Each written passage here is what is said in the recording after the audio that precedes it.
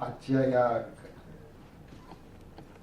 कार्यक्रमाचे अध्यक्षस्थानी माननीय खासदार श्री संजय राऊत साहेब, माजी पोलीस आयुक्त श्री एम एन सिंग साहेब आणि आजचे जे पुस्तक पोलीस आयुक्तांवर लिहिलं आहे त्याचे लेखक आणि आमचे मित्र, जसं एम एन सिंग साहेबांनी सांगितलं, फक्त आमचे नाही आमचे सर्वांचे मित्र श्री प्रभाकर पवार, इथे उपस्थित असलेले सर्व सेवानिवृत्त पोलीस अधिकारी, कर्मचारी आणि पत्रकार बंधू आणि भगिनींनो, मी 2002 मध्ये जेव्हा पोलीस उपायुक्त म्हणून आलो, तो एम एन सिंग साहेब त्यावेळी पोलीस आयुक्त म्हणून इथे होते आणि त्याच्याकडून बरेच आपल्याला शिकायला मिळालं. मुंबईमध्ये पहिली पोस्टिंग होती. कसं असतं, आपण खेड्यापाड्यातून जसा येतो तर मुंबई काही वेगळी वाटते सुरुवातीला, पण इथे राहून राहून त्यांच्या मार्गदर्शनाखाली आणि इतर आयुक्तांच्या मार्गदर्शनाखाली जे काही आपण शिकू शकलो त्याचा अनुभव मला आतापर्यंतच्या पोलिसिंगमध्ये भरपूर मिळालेला आहे. प्रभाकर पवार साहेबांबद्दल म्हणायचं झालं तर ते आपल्याला मुंबई पोलिसांचा इतिहास आणि मुंबई 92 पासूनचा जसे काही घडलेलं आहे त्याच्या कणाकणा त्यांना माहीत असलेला असा माणूस तो आहे.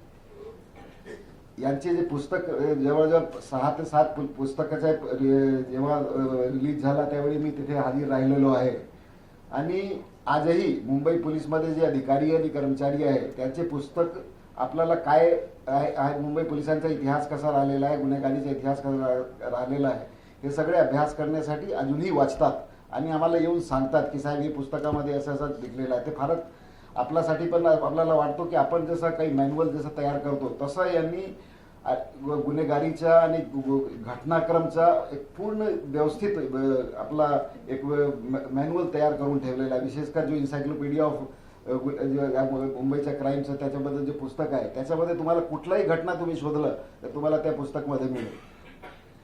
प्रभाकर पवार साहेब जेव्हा रिटायर होणार होते त्यावेळी एका कार्यक्रमामध्ये संजय राऊत साहेब पण होते. ते आम्ही विनंती केली त्यांना की साहेब, ते प्रभाकर पवार एक असा पत्रकार आहे जो पोलिसांची बाजू घेतो, मध्ये दुसऱ्या शब्दामध्ये नाही, पोलिसांची नेहमी बाजू घेत असतो.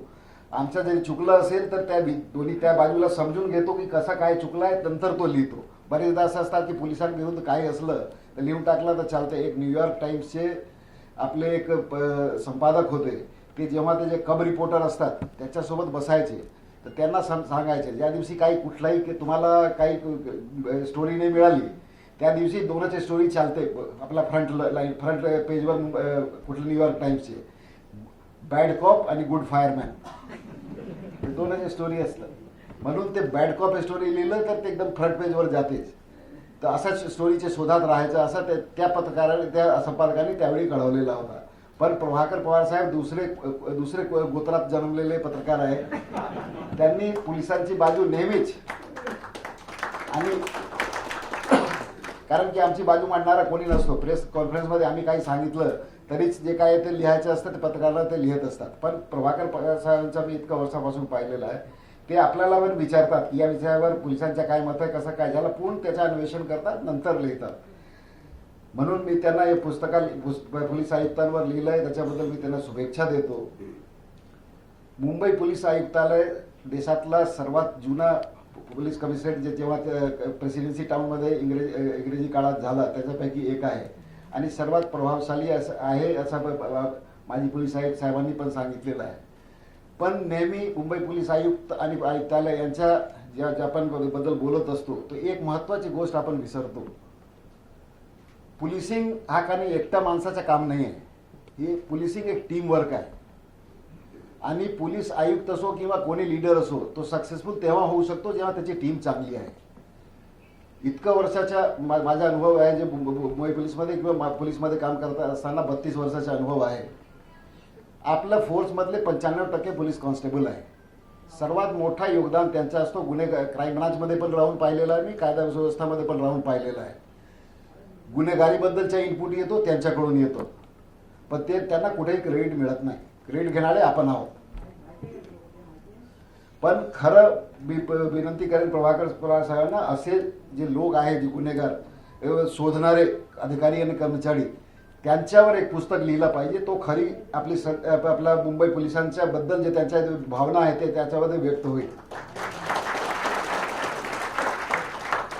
मी तुम्हाला एक उदाहरण म्हणून सांगतो, आपले कर्मचारी किती चांगले असतात. इंडियन मुजाहिदीन बद्दल आपल्याला माहित आहे की जे 2000 पासून ते सगळे 2008 पर्यंत जितकं बॉम्बस्फोट देशाभरामध्ये घडले त्याच्या मुंबई क्राईम्सनी त्याला उघडकीस ते मॉड्यूलला आणला होता. त्याच्यामधला जो एक सर्वात पहिला जेव्हा आम्ही पकडलं तो आपला त्या माणसाचा एक फोटोग्राफ होता आपल्याकडे. आणि तुम्ही लोकांना किती लोक वाराणसी कॅन्टोन्मेंट रेल्वे स्टेशन बघितलंय मला माहित नाही. तिथे किती गर्दी असते. वाराणसी मुघलसराय जिथे जंक्शन आहे तिथे भरपूर ईस्ट साईडला जाणारे नॉर्थ साईडला जाणारे सगळे ट्रेनसाठी सर्वात मोठा जंक्शन आहे. त्या कॉन्स्टेबलकडे फक्त एक फोटोग्राफ होता आणि त्याला आपण ओव्हरब्रिजवर असतो त्याला उभा केलं आणि त्याला जवळजवळ 10-15 हजार लोक कायमस्वरूपी चालत असतात. त्याच्यामध्ये त्यांनी ते ओळखलेलं बरोबर.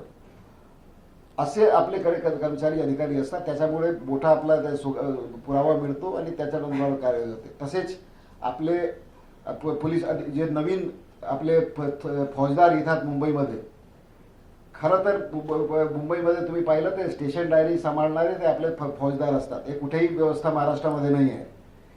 त्यावेळी जो त्यांचा जो अनुभव त्यांना मिळतो आणि त्याचा खरा फायदा आपला पोलिसांच्या मुंबई पोलिसांची जी प्रतिमा आहे त्यांच्यावर पूर्ण अवलंबून आहे. एकटाच आयुक्त म्हणून मी किंवा कोणी असो याच्यापूर्वी मुंबई पोलिसांना मुंबई शहराला सांभाळतोय असं भाव मनामध्ये करून घेणं हे फार चुकीचं ठरेल असं माझं व्यक्तिगत मत आहे. म्हणून ते आपण we are as successful as our team is. त्याच्यामध्ये आपल्याला फक्त एवढंच मला सांगायचं आहे की या अधिकारी आणि कर्मचाऱ्यांचा आपण पोलीस आयुक्त म्हणून आणि वरिष्ठ अधिकारी म्हणून फक्त आपण एकच गोष्ट लक्षात ठेवलं, त्यांच्या योग्यतान्वये त्यांना पोस्टिंग दिली आणि त्यांच्या योग्यता आधारावर कुठे क्राईमांचमध्ये ठेवायचं आहे की पोलीस स्टेशनवर राहायचं आहे हे जर आपण विचार करून त्यांना योग्य त्या ठिकाणी दिलं तर आपल्याला कधी त्रास होत नाही. कायदा सुव्यवस्थामध्ये पण कधी त्रास होत नाही. इतकं मोठा जे आपलं मराठा आंदोलन झालं त्याच्यामध्ये एक आयुक्त म्हणून फक्त मी क्रेडिट घेऊ शकत नाही. कारण की मला माहीत आहे की त्याच्या जे अंतरवाली सराठी इथे काम करणारे जे आपला जिथला तो मनोज जरांगे पाटील इथले आहे तिथले आपले काही कॉन्स्टेबल आपल्याकडचे होते. त्यांनी त्याच्या संपर्क साधला, ते समन्वय केलं. सगळे ग्राउंड लेवलवर पासून सगळ्यांना योगदान असतो आणि त्यांचे योगदान कमी करून आपल्याला चालणार नाहीये. कारण की आपल्याला त्यांना जितकं आपण प्रमोट करू शकलो, त्यांच्या ज्यांना आपण मंच देऊ शकलो, त्यांच्याबद्दल चांगली कामगिरीबद्दल त्यांना ज्याला पुरस्कार देऊ शकलो तरच आपल्याला शक्य आहे मुंबईसारख्या शहराला सांभाळणं. दुसरी एक प्रथा आणखी आपल्याकडे चाललेली हल्ली काम जे करणारे लोक असतात ते मोस्टली तुम्ही पाहिलं असेल बरेच क्वाईट असतात. ते आपल्या कुठे नजरेत येत नाही. आजकाल काम थोडं करणं आणि इंस्टाग्रामवर जाऊन जाणं जास्त करणं हे जास्त आपला प्रचलित झालं आहे. तसेच एक नवीन आता प्रकार सुरू झाला पॉडकास्टचा. मी काय केलं हे पॉडकास्ट त्याच्यासाठीच असतं. मी काय केलं, खरं जे पॉडकास्ट घेणारा माणूस असतो त्याला पण माहित नसतं की त्यांनी काय केलंय. म्हणून जो बोलला तो सत्य आहे. पॉडकास्ट जर तुम्हाला कोणाला घ्यायचं असेल तर पूर्ण टीमला समोर बसवा, तेव्हा तुम्हाला कळेल की खरं खरं काम कोणी केलं आहे आणि कोणी नाही केलं.